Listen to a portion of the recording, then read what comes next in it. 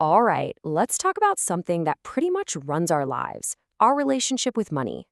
We're calling this one the geometry of enough, because we're going to break down how we usually think about wealth and try to build a smarter, more intentional way of looking at it. So let's just get right into it with the big one. How important is money? Really?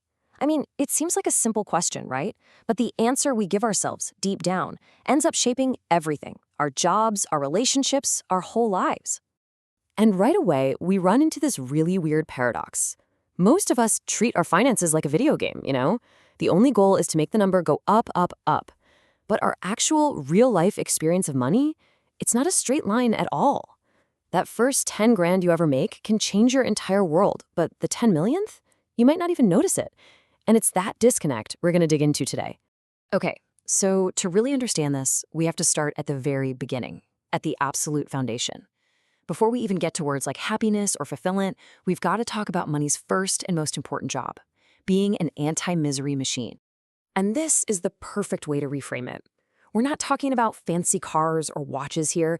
We are talking about what the source material calls survival infrastructure. This is where money has its biggest, most powerful impact. It's the tool that lets us turn our work into the absolute essentials: safety, a roof over our heads, and healthcare. And this quote from our source material just says it all, doesn't it? There's no room for romantic nonsense down here. When you're below a certain financial line, not having enough money isn't just an inconvenience, it's a full-blown crisis that absolutely crushes your health, your peace of mind, and your ability to think 5 minutes into the future. So here's the key takeaway, right? Money's first job isn't addition, it's subtraction. It doesn't magically create joy. What it does, and what it does incredibly well, is it removes the biggest sources of human misery: being hungry, being cold, and that constant grinding anxiety of not knowing if you'll make it. It builds the stable floor that you need to even begin building a good life. Okay, so you've built that stable floor. You're not worried about the basics anymore. And that's when something really weird starts to happen. We hit what researchers call the happiness plateau. The research on this is surprisingly consistent. It points to a household income range, something like this, where the emotional bang for your buck just starts to fizzle out. Now, of course, this number isn't magic. You gotta adjust it for where you live, a big city versus a small town, and your family situation. But the principle holds true everywhere. And this chart just shows you exactly what's happening. Look at that steep climb on the left. When you're below that threshold, every extra dollar makes a huge difference in your daily well-being. It's literally buying you out of misery. But then, look what happens on the right. Once you cross that line, the curve just flattens out.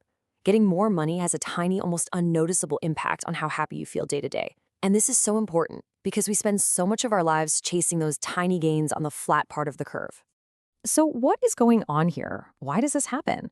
Well, the psychology is just fascinating because it turns out we basically have two different selves running the show. First, there's the experiencing self. This is the part of you that's living life in the moment. It feels happy, it feels stressed, it gets annoyed in traffic, and honestly, it's pretty satisfied once the basics are covered. But then you've got the reflecting self. Think of this as the narrator of your life story. It's the part of you that looks back, compares yourself to others, and loves status. It loves a good story and a high score. And it's that self that keeps pushing for more, long after your day-to-day happiness has topped out. And it's that reflecting self, the one that loves a high score, that shoves us right into this huge psychological trap, this feeling of never enough. It keeps us chasing a finish line that moves every time we get close. You've probably heard of it. It's called the hedonic treadmill, and it goes something like this. First, you get more money, a raise, a bonus, whatever. Feels great for a minute. Then, step 2, you adapt, like almost instantly. That new car, that bigger apartment, it just becomes normal. That's your new baseline. And you know what comes next, right? Step 4, the desire for even more kicks in. You're running harder and harder, but emotionally, you're standing in the exact same place. So if we're all just running on this treadmill, how in the world do we get off? Well, we need a better way to think about it, a new metaphor. And this quote from the source material is perfect. Money isn't the destination, it's the fuel for the car. And spending your whole life obsessed with filling the tank while never actually going on the trip, that completely misses the entire point. And that brings us to what the real prize is. If getting more money past that plateau doesn't make you happier, what can it buy? What is the point of all that fuel? The answer is one of the most valuable things in the entire world: autonomy. And there's a really powerful name for this: cognitive sovereignty. This right here is the ultimate luxury. It isn't about buying more stuff, it's about buying back your own mind. It's the freedom to say no to a job that crushes your spirit or to walk away from a toxic environment. That is what real wealth is. And this comparison just nails the shift in power, right? Without that financial cushion, you are managed by your circumstances. You're like a servant. You have to take whatever work is on the table, whether you like it or not. But with it, you get to become a consultant to your own life. You get to choose the projects and the people that actually align with who you are. So what does this autonomy, this, let's call it what it is, FU money, what does it actually get you in the real world? Well, it buys you the power to say no. It gives you control over your calendar, your most precious asset. It lets you invest in your health before you get sick. It gives you the peace of mind to know that a surprise bill is just an annoyance, not a disaster. And maybe most importantly, it gives you the power to choose who you spend your time with. All right, let's pull all these threads together. It's time to put money back where it belongs. Always, always remember the metaphor. It's the fuel. It is not the journey. And this is a super important distinction to make. On one hand, yeah, money can buy some things. It can definitely buy attention. It can buy you the best healthcare available. It can buy incredible experiences. But on the other hand, look what it can't buy. It can't buy real love or deep friendship. It can't guarantee your health or stop you from getting older. And it absolutely cannot buy you more time or just hand you a sense of purpose. Knowing where that line is, that's fundamental.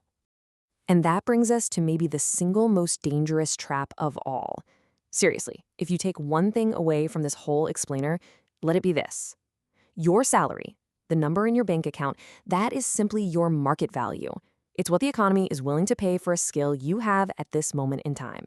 It has nothing, zero, to do with your human worth, your kindness, your integrity, your character. Confusing those two things is a recipe for a miserable life. Okay, so what do? How do we build a truly wealthy relationship with wealth? Well, here's a pretty simple 3-step game plan. Step 1. Take money seriously enough to get out from under its thumb. Build that survival infrastructure so it doesn't control you. Step 2. Figure out what enough actually means for you and get there as efficiently as you can. And then step 3, and this is the most important one, demote it. Move money from being the main character in your life story to a boring but reliable supporting character. Let other things like purpose and relationships take center stage. So I want to leave you with one final question to really think about. Remember, the money you earn is just stored life energy. You are trading the finite, unrecoverable hours of your life for it. So take a second and ask yourself, what are you trading for your money right now? Your time with family, your health, your peace of mind?